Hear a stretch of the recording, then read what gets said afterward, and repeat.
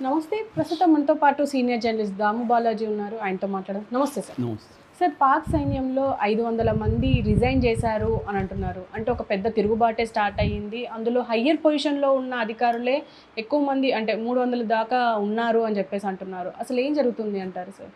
Yeah! 2 రోజుల నుంచి ఒక వార్త వైరల్ అవుతుంది. అదేంటంటే పాకిస్తాన్ సైన్యంలో తిరుగుబాట్లు మొదలైనాయి.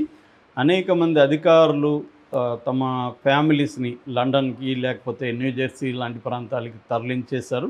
Including Pakistan general Asim Munir family కూడా వెళ్ళిపోయింది.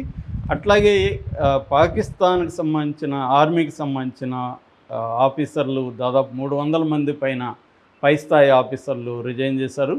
మామూలు ఆర్మీ సోల్జర్స్ ఒక 5,000 మంది వరకు రిజైన్ చేశారు. వీళ్ళు ఎక్కువ మంది గల్ఫ్ కంట్రీస్కి వెళ్ళిపోతున్నారు. ఆల్రెడీ వాళ్ళ బంధువులు వాళ్ళు అక్కడ ఉద్యోగాలు చేయడం, ఇక్కడ సైన్యంలో పనిచేయడం కంటే అక్కడ పోయి పని చేసుకోవడం బెటర్ అన్న ధోరణిలోకి వాళ్ళు వెళ్ళిపోయారు అన్న ఒక వార్త వైరల్ అవుతుంది. దీన్ని అఫిషియల్గా పాకిస్తాన్ ఎక్కడా కూడా చెప్పలేదు. ఎందుకంటే ముందు నుంచి కూడా పాకిస్తాన్లో సివిల్ అడ్మినిస్ట్రేషన్ అనేది పేరుకి మాత్రమే ఉంటుంది. ప్రధానమంత్రి మిగతా వాళ్ళు పేరుకి మాత్రమే ఎలక్షన్లు జరుగుతాయి, కానీ అక్కడ రియల్గా గవర్నెన్స్ ఎవరి చేతిలో ఉంటుందంటే మిలిటరీ చేతిలోనే ఉంటుంది. ఎప్పుడు మన పాకిస్తాన్ ఏర్పడినప్పటి నుంచి కూడా ఇప్పటి వరకు కూడా రియల్గా పరిపాలించేది పాకిస్తాన్ మిలిటరీ, ఆర్మీ తప్ప వీళ్ళు కాదు, సివిల్ గవర్నమెంట్ కాదు. వీళ్ళు ఒక రకంగా డమ్మీలు అనమాట. ఏ ప్రధానమంత్రి ఉన్నా డమ్మీలే. మిలిటరీకి అనుగుణంగా ఉంటేనే వీళ్ళు ఉంటారు, లేకపోతే వీళ్ళని జైళ్ళల్లో పెట్టేస్తారు ఏదో కారణం చెప్పి. అట్లాగే ఇమ్రాన్ ఖాన్ కూడా బిగినింగ్లో మిలిటరీకి అనుకూలంగా ఉన్నాడు. అతన్ని పైకి లేపారు. తర్వాత అతనికి మిలిటరీకి మధ్య గొడవలు వచ్చేసరికి అతన్ని జైల్లో వేశారు. 2 ఏళ్ళుగా అతను జైల్లో ఉన్నాడు. సో ఇప్పుడు షహబాజ్ షరీఫ్ కూడా అసీం మున్నీర్ కంట్రోల్లో ఉన్నాడు. అసీం మున్నీర్ మిలిటరీ చీఫ్ అక్కడ, ఆయన కంట్రోల్లోనే ఉన్నాడు తప్ప ఈయనకేమీ సపరేట్. నిన్నగాక మొన్న మిలిటరీకి సంబంధించిన ఒక సమావేశంలో పాల్గొన్నప్పుడు కూడా ఆయన చదువుతున్నాడు. ఎవరు? షహబాజ్ షరీఫ్ చదువుతున్నాడు. అది స్క్రిప్ట్ రాసి ఇచ్చింది అసీం మున్నీర్ అంటున్నారు. ఆయన ఏం చెప్తే అదే మాట్లాడుతున్నాడు తప్ప ఈయనకి ధైర్యం కూడా లేదు వాళ్ళకి అనేది ఒకటి అయితే ఉంది. సో అంటే ఇప్పుడు అందరూ కూడా ఈ పాకిస్తాన్ యుద్ధం వెళ్ళడం వాళ్ళకి ఇష్టం లేదు, మిలిటరీ వాళ్ళకి ముఖ్యంగా. ఎందుకంటే గత కొంతకాలంగా మిలిటరీ అనేక ఇబ్బందులు పాకిస్తాన్లో పడుతుంది. ప్రధానంగా 2 రకాల ఆర్మ్డ్ రెబలియన్స్ పాకిస్తాన్లో జరుగుతున్నాయి. ఒకటేమో బలూచిస్తాన్ అనేది అతి బిగ్గెస్ట్ ప్రావిన్స్ ఇన్ పాకిస్తాన్. ఆ బలూచి లిబరేషన్ ఆర్మీ అనే ఒక సంస్థ అక్కడ చాలా పెద్ద స్థాయిలో తిరుగుబాటు చేసి మొన్న last 2 months back Jaffar Express అనే ఒక దాన్ని కిడ్నాప్ చేసి దాదాపు 200 మంది పైన అక్కడ చంపింది. ఇప్పటికీ లాస్ట్ ఇయర్ ఈ 3 నెలలు కలుపుకుంటే ఈ 4 నెలలు దాదాపు 500 మంది సైనికుల్ని వాళ్ళు చంపేశారు. ఒకటి బెలూచిస్తాన్ లిబరేషన్ ఆర్మీ, ఒకటి బిఎల్ఏ అంటారు, రెండోది టీటీపీ అంటారు, తెహ్రిక్ ఈ తాలిబాన్ పాకిస్తాన్ అనే ఇంకొక సంస్థ. ఇది ఎక్కడ పనిచేస్తుందంటే ఖైబర్ పఖ్తూన్ఖ్వా అనే ఒక ఏరియా ప్రావిన్స్ ఉంది, అక్కడ వీళ్ళు పనిచేస్తారు. ఈ రెండిటికి ముఖ్యంగా బలూచి లిబరేషన్ ఆర్మీకి ఇండియా సహాయం ఎప్పటి నుంచో చేస్తుందనేది పాకిస్తాన్ విమర్శిస్తుంది. అంటే పాకిస్తాన్లో టెర్రరిజం అనేది ఇండియాలో టెర్రరిజం కంటే ఎక్కువ ఉంది యాక్చువల్గా. లాస్ట్ ఇయర్ పాకిస్తాన్ మీద 1100 దాడులు జరిగాయి, టెర్రరిస్ట్ అటాక్స్. మన దేశంలో నిజానికి పెద్ద అటాక్స్ లేవు, టెర్రరిస్ట్ అటాక్స్ ఈ మధ్యకాలంలో. కానీ పాకిస్తాన్లో 1100 జరిగాయంటే మనం అర్థం చేసుకోవచ్చు అది ఎంత టెర్రర్కి గురవుతుందో.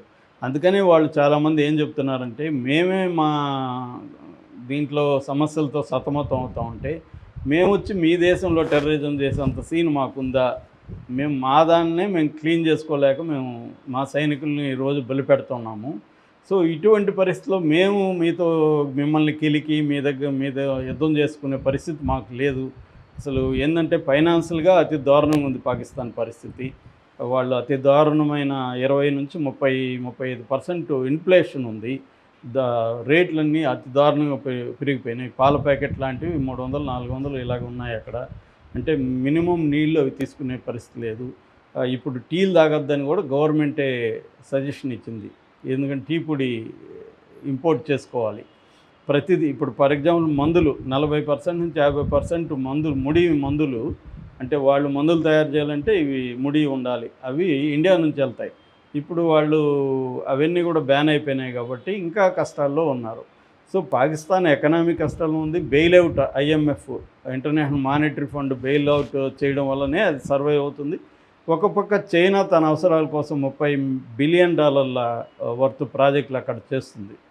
సో ఈ నేపథ్యంలో పాకిస్తాన్లో భయంకరమైన పరిస్థితులు ఉన్నప్పుడు మేము వచ్చి ఎలా యుద్ధం చేస్తాం అనేది సైనికుల్లో ఉంది. అందుకని ఈ ఆసిఫ్ మునీరు మీద తిరుగుబాటు ధోరణి పాకిస్తాన్లో బలంగా ఉంది. ఎందుకంటే ఆసిఫ్ మునీర్ ఎందుకు చేస్తున్నాడంటే ఆయనకి ఇంకొక 2 ఏళ్ళు ఎక్స్టెన్షన్ కావాలి.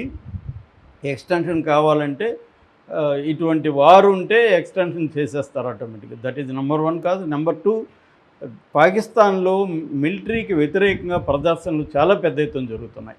ముఖ్యంగా ఇమ్రాన్ ఖాన్ పార్టీ వాళ్ళు అన్నిటినీ ధిక్కరించి పెద్ద ఎత్తున వీధుల్లోకి వచ్చి చేస్తున్నారు. చాలా పెద్ద ప్రదర్శనలు జరుగుతున్నాయి. సో ఈ క్రమంలో మొన్న ప్రదర్శనలు అడ్డుకోలేదని కూడా ఒక మిలిటరీ అధికారిని కూడా సస్పెండ్ చేశారు. కాబట్టి వ్యతిరేకతని తగ్గించుకోవాలని లేదా డైవర్ట్ చేయాలంటే ఈ పని చేయాలనేది అసీం మున్నీర్ అనుకున్న ప్లాను.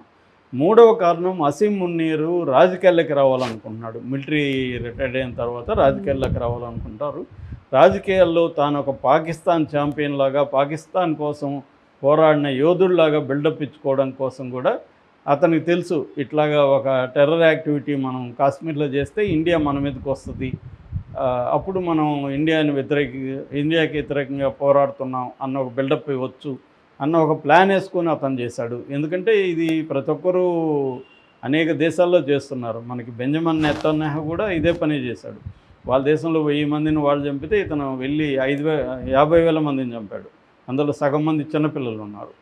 సో ఇవన్నీ ఎందుకు చేస్తున్నారంటే వీళ్ళ పదవులు కాపాడుకోవడం కోసం పక్క దేశంతో యుద్ధాలు అనేవి జరుగుతున్నాయి. ఈవెన్ మనకు ఉక్రెయిన్ వారు చూసినా, రష్యా ఉక్రెయిన్ వారు చూసినా, ఇక్కడ చూసినా ఇవన్నీ ఈ కారణాలు. వాళ్ళ డొమెస్టిక్ రీజన్స్ నుంచి వాళ్ళు ఒక లేని ఎనిమిని క్రియేట్ చేసి ఆ ఎనిమితో పోరాడడం వల్ల మొత్తం ప్రజలు డైవర్షన్. ఇప్పుడేమైంది, మోడీకి వ్యతిరేకత బాగా పెరుగుతున్న క్రమంలో ఇది జరగడం వల్ల ఇప్పుడు మొత్తం దేశం అంతా మోడీ వెనక నిలబడాల్సిన పరిస్థితి ఏర్పడింది.